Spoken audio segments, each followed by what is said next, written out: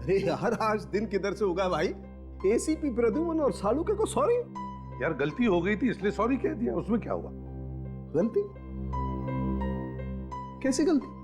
सालुके तो कह रहा था ना कि वो खून किसी मर्द ने किया है और हम कह रहे थे कि वो खून किसी औरत ने किया है।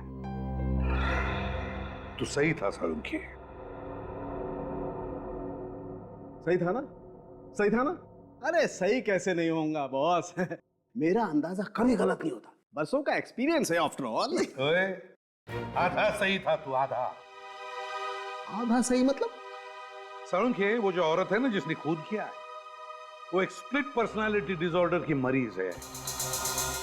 उसके ज़हन में, उसके शरीर में जब भी कोई मर्द घुसता है ना तो मर्दों वाला बर्ताव करती है। ओह आई सी, इंटरेस्टिंग। बट एनीवे, आधा सही तो हूं ना? तो बॉस इसका मतलब सालुके को रिटायर होने की तो जरूरत नहीं है ना?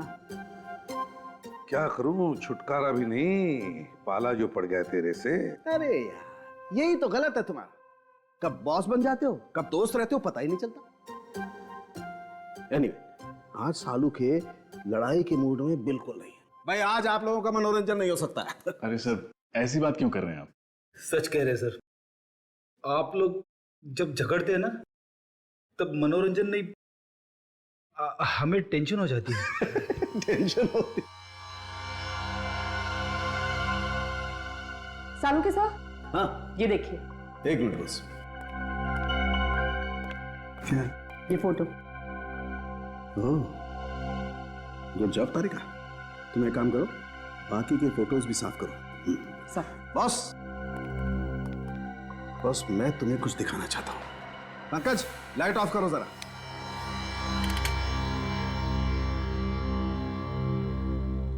बॉस उन जले हुए कागजों से तो कुछ पता चला नहीं, देखते हैं इस फोटो से क्या पता चलता है। ये तो स्कूल यूनिफॉर्म पहनी हुई किसी बच्ची की फोटो है। हाँ, 10-12 साल की उम्र लगती है। और लगता है उस लड़की के साथ कोई लड़का भी खड़ा है। सर आप कैसे पता चलेगा कि ये लड़की कौन है और उसके साथ ये लड़का कौन है? अभी पता लगेगा। रश्मि? रश्मि की बचपन की फोटो है ये। लेकिन सर, कोई अपने बचपन की फोटोज क्यों जलाएगा? लोग ये सब तभी करते जब वो कुछ छुपाना चाहते हैं। हाँ सर, मतलब रश्मि के साथ बचपन में कुछ ऐसी बात हुई है जिसे वो छुपाना चाहती है। जरूर फ्रेडी, ऐसा ही हुआ होगा। लेकिन लगता है रश्मि उसके फोटो में वो जो लड़का खड़ा है ना, उसकी तस्वीर मिटाना चाहती है। यस सर, अब इस लड़के का पता लगाना पड़ेगा। मगर कैसे सर? फोटो में तो कुछ दिख रहा ही नहीं है। क्यों नहीं दिख रहा है? देखो अभी, देखो उस बैच पर क्या लिखा है। DAG public school, DAG public school. Hello Shashi, अच्छा सुनो, वो 1995 का जो बैच था ना, उसका एडमिशन फॉर्म मुझे चाहिए। हाँ, रश्मि नाम की स्टूडेंट का। जी जी, 5th स्टैंडर्ड। ओके ओके, ठीक है। सॉरी, आप लोगों को 2 मिनट और वेट करना पड़ेगा। आप लोग चाय या कॉफी कुछ लेंगे? जी नहीं आप, थैंक्स। मैडम ये फाइल।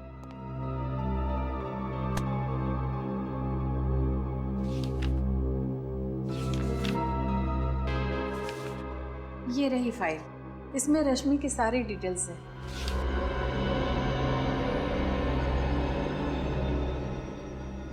लेकिन इस फाइल से हमें खास जानकारी नहीं मिलने वाली। कुछ और बता सकती हैं आप रश्मि के बारे में? जी नहीं, इस बारे में मुझे और कुछ पता नहीं। एक मिनट सर, मुझे इस लड़की का चेहरा देख के कुछ याद आ रहा है। इसका एक बड़ा भाई था जो फुटबॉल बहुत अच्छी खेलता था, वो हमारे स्कूल की टीम में था। आपको पूरा यकीन है? जी सर। क्या नाम था उसका और कौन सी क्लास में पढ़ता था? सर नाम और क्लास तो याद नहीं है। हाँ सर, वो इससे 2-3 साल बड़ा था सर। 2-3 साल बड़ा था। ये 1995 की 7वीं और 8वीं क्लास की रिकॉर्ड फाइल लेके आइए प्लीज। वो होठ थोड़ा पतला होगा।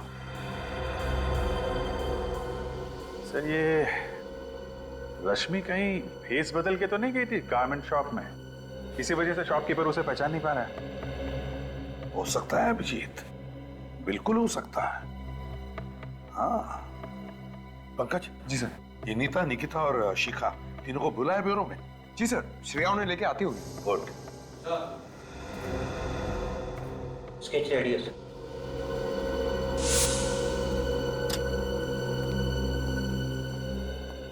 मैडम ये रही फाइल। हाँ, ये लीजिए।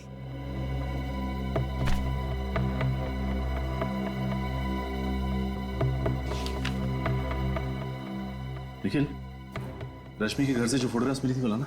सॉरी।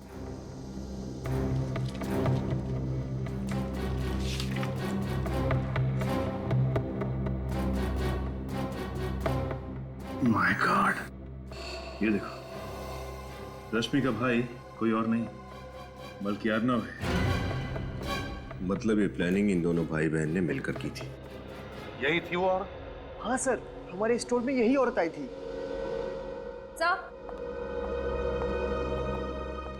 आइए आइए, स्केच को अच्छी तरह से देखिए, गौर से देखिए और बताइए कि आप जानते हैं इसे?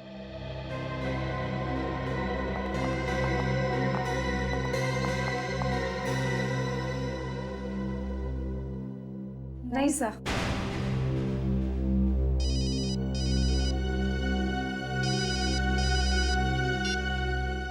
हाँ सचिन। सर ये अर्नव और रश्मि दोनों भाई बहन हैं। माय गॉड, तो ये बात है। और ये सारा का सारा खेल इन दोनों ने मिलके खेला था। Good work. क्या हुआ सर? अभिजीत, रश्मि और अर्नव सगे भाई बहन हैं। क्या सगे भाई बहन? हाँ, सगे भाई बहन। क्यों नहीं ताई, आपको तो पता था ना कि रश्मि और अर्नव सगे भाई बहन? नहीं सर, मुझे बस इतना पता था कि रश्मि बकुल की सेक्रेटरी है। वो दोनों भाई बहन है ऐसा तो मुझे कुछ नहीं पता। और शिखा जी आपको भी नहीं मालूम कि रश्मि अर्नव की बहन है? नहीं सर, मुझे इसके बारे में कुछ नहीं पता। बड़ी अजीब बात है, आप तो अर्नव की मंगेतर है ना, और आपको ही नहीं पता? सर, अर्नव ने मुझे इसके बारे में कुछ भी नहीं बताया था। ठीक है, आप लोग जा सकती हैं।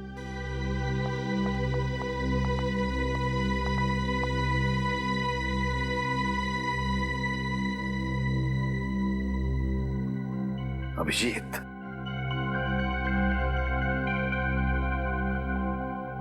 अभिजीत तुम कह रहे थे ना कि औरत भेष बदल कर भी आई होगी। कुछ दिमाग में आ रहा है, कुछ दिमाग में आ रहा है। श्रेया, अर्नव की फोटोग्राफ कंप्यूटर में निकालो। सर, ये रहा अर्नव का चेहरा। अब श्रेया, अर्नव के इस चेहरे पर स्केच में जो जो है वो सब बनाओ। ये ऐसे बाल, ये कानों में बालियां और ये लिपस्टिक।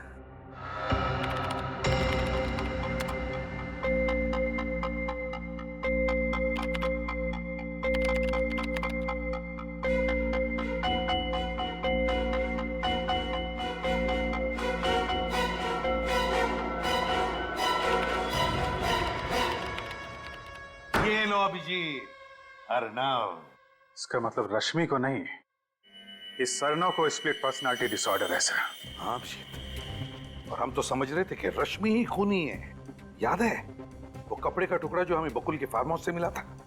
उस कपड़े के टुकड़े पर चमड़ी, स्किन के अंश मिले थे।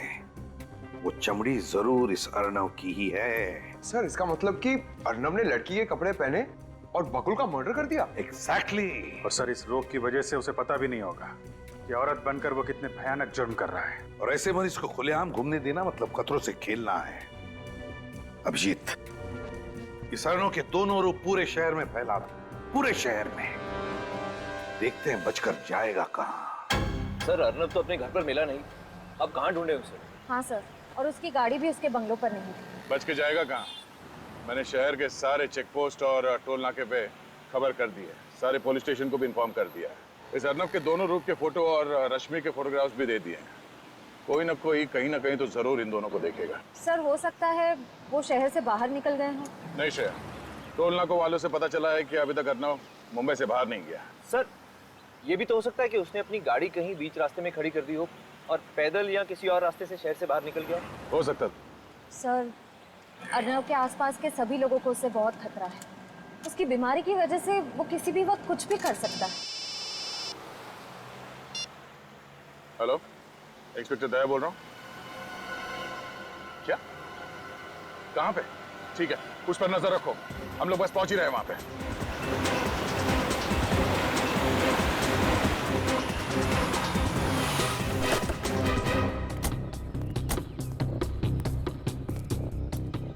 आपने फोन किया था ना? आप सीआईडी से? हाँ हाँ सर, मैंने फोन किया था। वो पोस्टर देखा था ना, वो खतरनाक आदमी का और वो औरत का भी। तो दोनों में से किसको देखा तुमने? साहब वो पोस्टर वाली औरत को, सेम टू सेम वही औरत थी। कहाँ देखा तुमने उस औरत को? इधर दुकान पर आई थी चिप्स लेने के लिए। कब आई थी? अभी थोड़ी देर पहले, तभी तो फोन किया मैं सबको। किस तरह गई वो औरत? वो गाड़ी लेके आई थी? नहीं साहब, वो चलते चलते उस गली से आई, चिप्स लिया और वापस उसी गली में चली गई। चलते चलते इस गली में गई? पक्का यकीन है कि वो इसी गली में गायब हुई? एकदम पक्का साहब, चेहरा इतना अजीब था, भूल कैसे सकता हूँ। सर उसी गली में तो बकुल का फार्म हाउस भी है। बकुल का फार्म हाउस?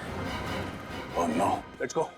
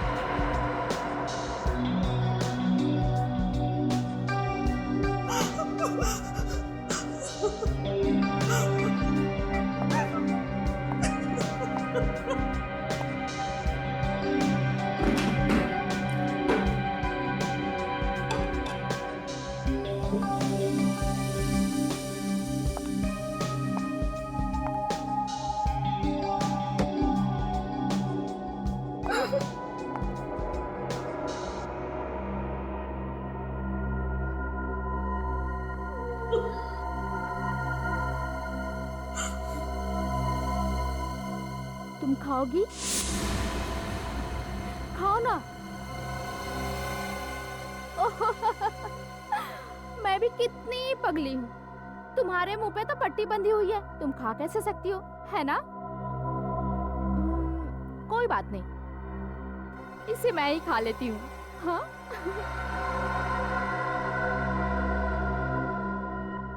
लेकिन तुम्हारी आंखें तो खुली है ना, तुम तो मुझे देख सकती हो, आंखों पे पट्टी नहीं है,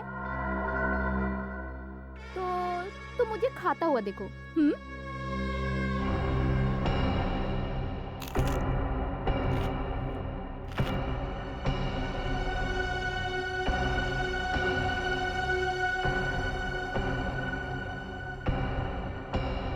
तो क्या नाम बताया तूने अपना? रश्मि, यानी कि रेशम रेशम, मुलायम। तेरी हिम्मत कैसे हुई कि तू मुझसे ज्यादा खूबसूरत दिखे? तेरा कोई हक नहीं है, कोई हक नहीं है तेरा, समझी तू? लेकिन अगर तूने हिम्मत की है तो हर गलती की सजा होती है ना? बोल, क्या सजा चाहिए तुझे? बोलना। रेशम रेशम, रश्मि।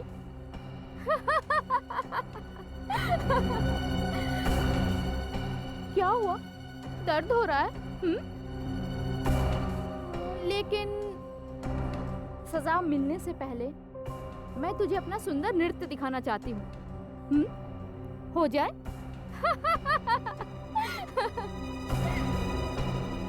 पहले मजा, फिर सजा।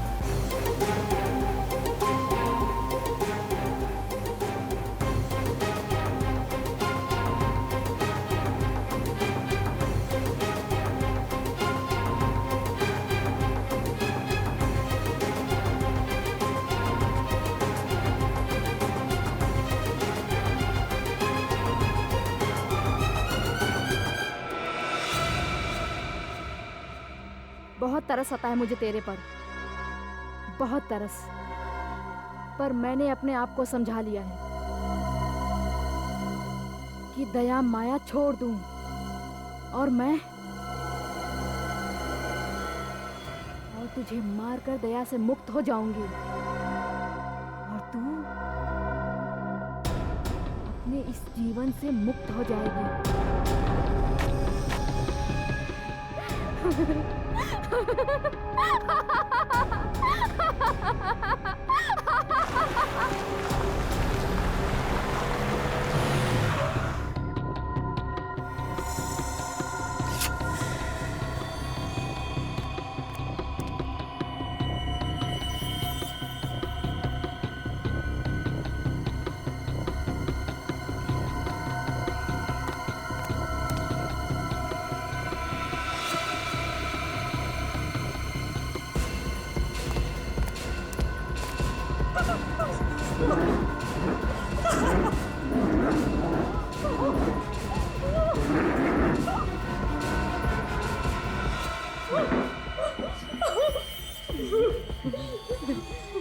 अलविदा, अलविदा।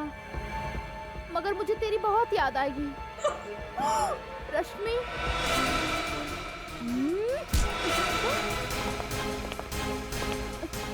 कौन हो तुम?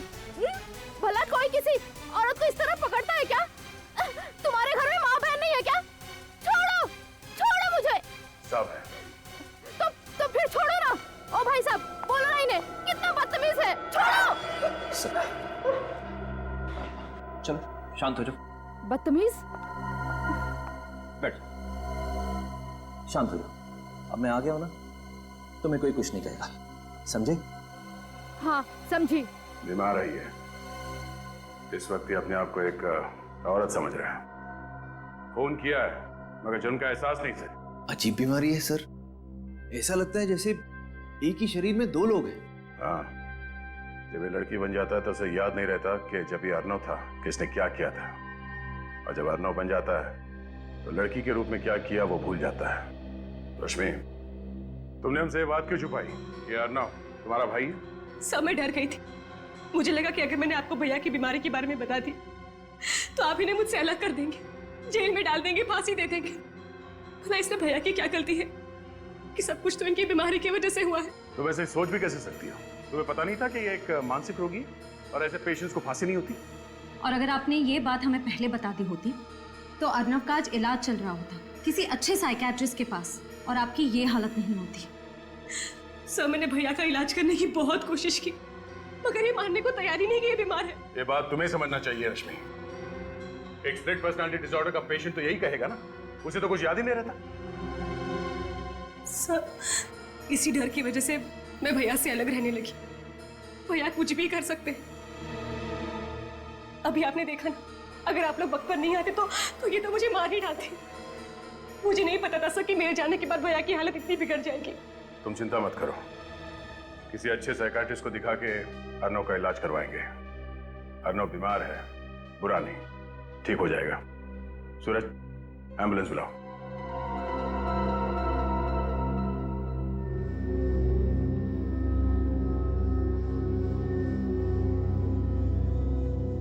Finger on your lips. मेरी क्लास में तुम लोग ज्यादा बात मत किया करो, और मैं जो सिखा रही हूँ उसे ध्यान से देखो, समझो, वरना एग्जाम कैसे पास करोगे तुम लोग? हाँ, A2 + B2 इज। कमरे में कोई भी नहीं, मगर उसे लग रहा है कि कमरे में बहुत सारे स्टूडेंट्स हैं और वो गड़बड़ कर रहे हैं। अर्नव की तबीयत बिगड़ती जा रही है। देखिए, फिलहाल वो खुद को एक औरत यानी प्रोफेसर पायल समझ रहा है। डॉक्टर साहब, मुझे पता है इस बीमारी को ठीक करना बहुत मुश्किल है, लेकिन वक्त चाहे जितना भी लगे आप अर्नव को ठीक करने की कोशिश कीजिए। और एक रिक्वेस्ट है, अर्नव को एक अलग से कमरे में रखिएगा। मेरे कहने का मतलब है। सर आप चिंता ना करें, हम जानते हैं कि ऐसी स्थिति में वो औरों के लिए खतरा बन सकता है, इसलिए हमने अर्नव को एक अलग वार्ड में सुरक्षित रखने का बंदोबस्त किया है। डॉक्टर साहब ये बताइए कि इसकी तबीयत कब तक ठीक हो सकती है? मेरा मतलब है ये अपनी पर्सनालिटी में कब तक वापस आ सकता है? बताना मुश्किल है, और मैं इसके ठीक होने की कोई गारंटी भी नहीं दे सकता। 6 महीने, साल भर, 2 साल, सब डिपेंड करता है कि वो ट्रीटमेंट के साथ कितना रिस्पॉन्ड करता है।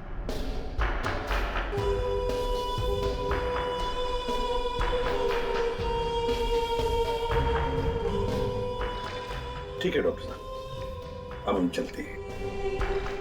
अगर आपको कोई भी जरूरत पड़े अर्नव के लिए तो हमें जरूर कहिएगा। Okay, goodbye. क्या बात है पंकज, अचानक चुप क्यों? सर, मुझे ऐसे पेशेंट से बहुत डर लगता है सर। अगर वो यहाँ से भाग के मेरे घर आ गया तो? इस बात का डर तो है, हो सकता है ऐसा। अरे नहीं सर, ऐसा मत बोलिए। सर प्लीज, आज मैं अपने घर पे नहीं सोऊंगा। मैं आपके घर पे आके सो जाऊं? एक मिनट। हाँ पंकज।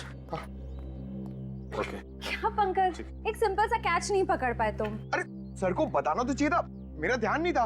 और राइट हैंड में ये रुमाल था, मैं लेफ्ट से कैसे कैच पकड़ूं? मैं राइट ही हूँ। फिलहाल वो खुद को एक औरत यानी कि प्रोफेसर झूठ बोला है सर। ये अनजान बनने का नाटक बंद करो डॉक्टर। देखिए सर, पहले ये तो बताइए प्रॉब्लम क्या है? प्रॉब्लम ये है डॉक्टर कि तुमने ही बताया था ना कि अर्नव को स्प्लिट पर्सनालिटी डिसऑर्डर है। ये सच है सर, आपने खुद देखा है उसे अजीबोगरीब बर्ताव करते हुए। नहीं, वो बिल्कुल नॉर्मल है। नॉर्मल है? ये क्या कह रहे हैं आप लोग? नॉर्मल है वो। अब कहाँ है इस वक्त, बताओ जल्दी। सर उसे सेशन रूम में लेके गए। चलो ले चलो हमें। चलिए सर।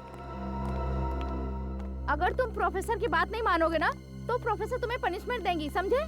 सॉरी। अर्नव,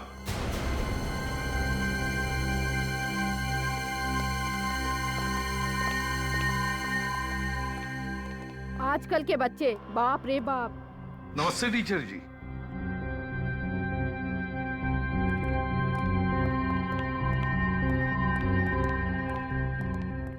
नमस्ते, क्या आपका बच्चा हमारे यहाँ स्टूडेंट है? जी नहीं, मैं इसे भी प्रद्युमन, ये है इंस्पेक्टर सचिन, श्रेया और पंकज। हम लोग सीआईडी से हैं। सीआईडी? जी हाँ, सीआईडी। वैसे आपका नाम क्या है टीचर जी? पायल। पायल।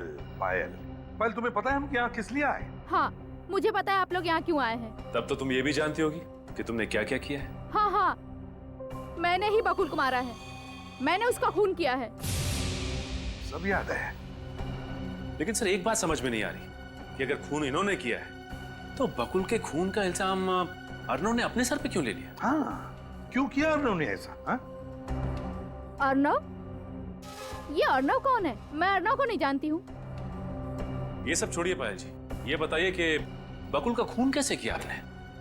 चाकू मारकर। और जब चाकू मारा तब बकुल कहाँ था? उसके फार्म हाउस पे। तो उसके फार्म हाउस पर तुम गई कैसे? पीछे के दरवाजे से। फार्म हाउस और पहुंची कैसे? इतने दूर है वो फार्म हाउस? गाड़ी से। गाड़ी का कलर? Red, black. तो फार्म हाउस के अंदर जाते ही तुमने बकुल पर वार कर दिया? नहीं, मैं वार करने वाली ही थी, लेकिन मुझे जब पता चला कि जिस आदमी को मैं मारने जा रही हूँ वो बकुल नहीं है, दरअसल कोई और आदमी है, तो मुझे टेंशन आ गया और मैंने बस यही सोचा कि उस आदमी को बेहोश कर दूं। कैसे बेहोश किया? डंडा मार के। तुम जानती थी उस अनजान आदमी को? नहीं, मैं उस आदमी का चेहरा नहीं देख पाई। कैसे देख पाती, अंधेरा जो था। और खून करने के बाद क्या किया तुमने? मैं खिड़की से भागी और बंगलों के पीछे सुनसान घर की छत पे वो कपड़ों से भरा बैग फेंक दिया मैंने। मतलब अपनी गाड़ी में नहीं गई तुम? नहीं। फिर तो आपकी गाड़ी वहीं पे खड़ी होनी चाहिए थी। लेकिन सर, हमें तो वहाँ कोई कार नहीं मिली। चोरी हुई होगी, वो तुम पता लगा ही लेंगे। बकुल को क्यों मारा तुमने? हाँ, धोखेबाज था वो। कैसा धोखा दिया? पहले उसने नीतिका से शादी की, फिर बिना बताए उसने नीता से भी शादी कर ली और नीता के सारे पैसे ऐड कर उसने मुझे अपने प्यार के चंगुल में फंसाया। और फिर उस राक्षस बकुल ने रश्मि के साथ चक्कर चलाना शुरू कर दिया। बकुल और रश्मि? हाँ, उन दोनों का चक्कर था। लेकिन तुम्हें पता कैसे चला कि बकुल अपने फार्म हाउस पर है? हाँ, उस मीटिंग के बारे में तो सिर्फ अर्नव को पता था। मैं उस पर नजर रख रही थी। अर्नव पर? ये अर्नव कौन है? मैं अर्नव को नहीं जानती हूँ, मैं बकुल का पीछा कर रही थी। पायल जी, आप रहती कहाँ है? मलाड। और काम क्या करती है? आर्किट। मैं प्रोफेसर हूँ, मैथ प्रोफेसर। और माता पिता कहाँ हैं? माँ बाप बचपन में ही मर गए थे। मैं अनाथ हूँ। अब तो मैं भी उनके पास चली जाऊंगी। आप लोग मुझे फांसी जो दे दोगे। अरे नहीं नहीं पायल जी, बकुल का खूनी तो मिल गया। मतलब? बकुल का खून तुमने नहीं किया है, अर्नव ने किया है, अर्नव ने। कौन अर्नव? ये अर्नव क्या लगा रखा है? मैं किस अर्नव को नहीं जानती हूँ। पायल, अर्नव वही है जिसे तुमने फार्म हाउस में बेहोश किया था। वो भी बकुल को मारने के लिए वहां पहुंचा था, लेकिन तुम वहां पहुंच गई और उसी का फायदा उठाकर उसने असली चाकू से उस पर वार किया। लेकिन उसने एक गलती की।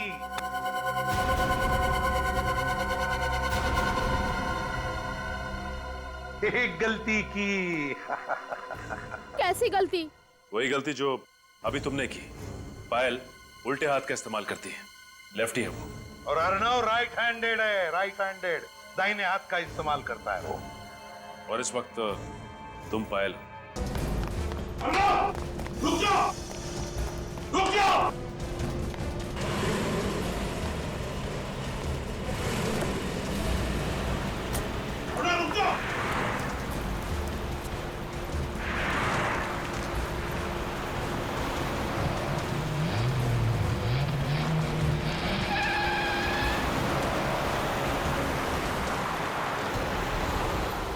हो रही हूँ डंपर के आगे।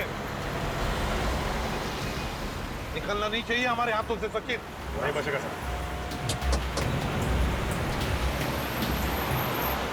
पलक झपकते ही हमारे आंखों के सामने से भाग गया। सर ये बहुत चालाक है। ओवरटेक करो उसे। हाँ सर। प्लान बना के आया था वो पहले से ही। देखा, उसी लिए उसका साथी आया था गाड़ी लेकर उसे उठाने के लिए।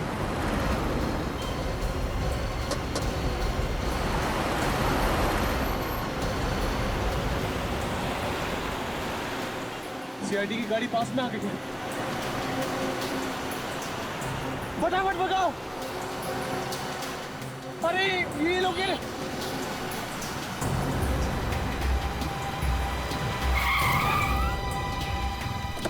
अब क्या करें? मारो।